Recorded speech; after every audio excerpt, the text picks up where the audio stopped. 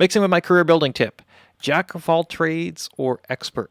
One of the things that I think is funny that I see when I look at a lot of people, particularly online and people who are offering services, is that they offer lots and lots of services. So you have a person who's like a composer. There's an exceptional piano player. They play harp, they play bassoon, they play, bass, guitar, and 25 other instruments, and they're experts at all of them. They're expert engineers, expert mastering engineers, expert at building cars. Anything they do and everything they do, they're experts at. And whenever I see things like that, or I see somebody's resume and it shows like this huge broad spectrum of different things that they're supposedly experts at, my first inclination is to think that they're probably not very good at anything. Now, that may not necessarily be true. Maybe they are a genius. I've met people who are just like, they pick up stuff like nothing, and they're amazing at it. But I think in the world that we are in, and I think it's part of a music business cycle. The music business always runs in cycles, and there are many different cycles that are running at the same time. So styles of music will go in cycles where you'll see like everything is 60s, and then by the time you get to the 70s, it's like, oh God, you can't stand another protest song from the 60s. But by the time you get to the 80s or the 90s, all of a sudden it's like those 60s tracks are all of a sudden cool again. And then 70s, like everything, like 70s is really big now. I got all these people doing like these sort of 70s disco kind of revisiting kind of things. So there's cycles in the music. And then there's cycles that work on the business side as well. And one of the things that occurred is that during, in particular, through the 80s, was an age of specialization, where if you were a mix engineer, it wasn't just that you were a mix engineer, but you were a mix engineer that mixed club records, house records. You were an engineer that mixed metal records. You were an engineer that mixed rock records.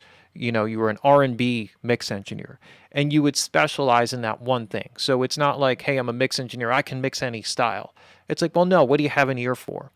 What do you have a specialty in? What do you like really, really, really get? Because the engineering skills are basically the same, but it's the ability to have the ear and the attention to the detail, to not do the typical thing, but to do the creative thing, that becomes so important. So if you are actually so good at so many different styles and doing so many different things, do you really have an ear for that many different styles of music? How much music do you listen to? Do you really like have that much in-depth sensitive knowledge to each of those individual things to be able to do something that's really, really quality and effective, not just sort of a generic version of a rock mix or a generic version of a hip hop mix? Can you take it kind of to that next level? And that is the age of being an expert.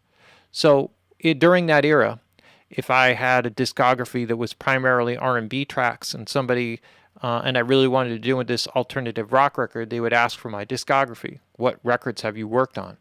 And I would show them a discography, and it's like, well, you have all these credits that are R&B credits. What makes me think that you can, really get a signature sound for this?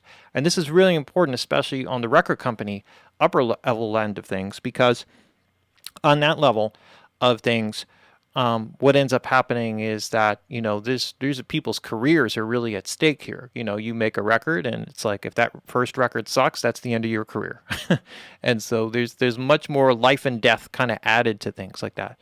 And while a lot of stuff today is not so much like that, it may actually be worth a good career development idea to really target and advertise yourself as an expert within a specific thing, whatever it is that you really love. And that's critical. So if you are just like a metalhead and you just love death metal, all kinds of metal records, that's all you listen to, that's your thing, that's what you grew up with, that's your whole vibe, that's everything that you're about, everything that you do, then be that expert.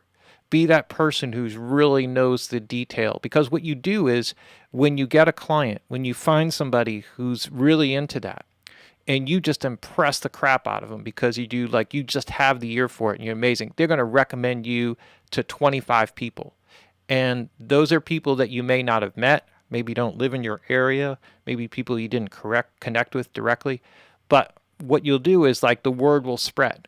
and then people will recommend you, and then you'll start getting other jobs, and then that spreads to other recommendations.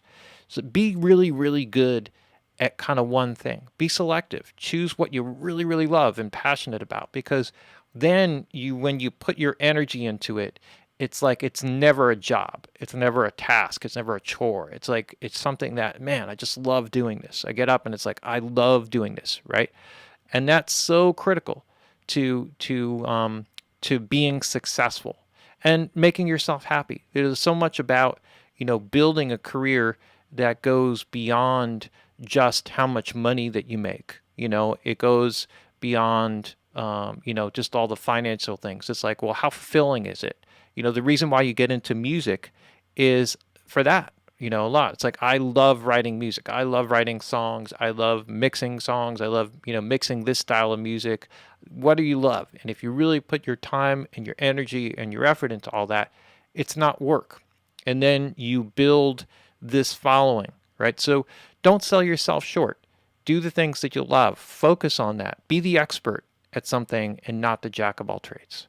That's the Mixing with Mike career building tip for the week.